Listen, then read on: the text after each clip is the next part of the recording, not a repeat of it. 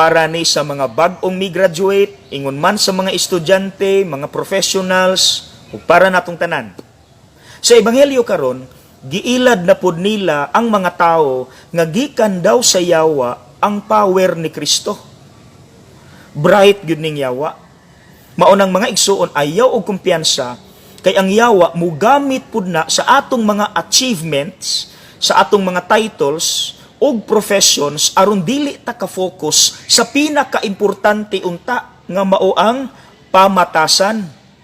Mao nang ang epekto professional lagi pero hambugiro na pod. Bright tuod pero tikasan pod.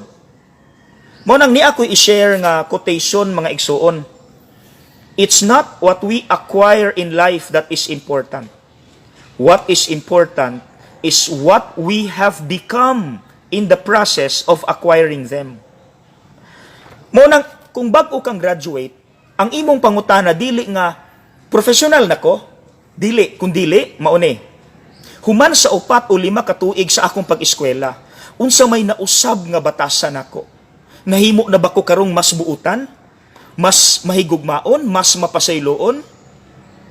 Just imagine, sige daw, example, nurse, registered nurse, professional, pero pag abot sa ospital, walay batasan nga mitagad sa pasyente. What's the use of that profession if in the process wala ta mabag-o? If in the process bati gihapon tag batasan? Pagkanindot unta, professional plus buutan maing tao. So mga igsuon, pwede ning i-screenshot and please tag a student or bagong graduate, a professional, or anyone para ni sa tanan.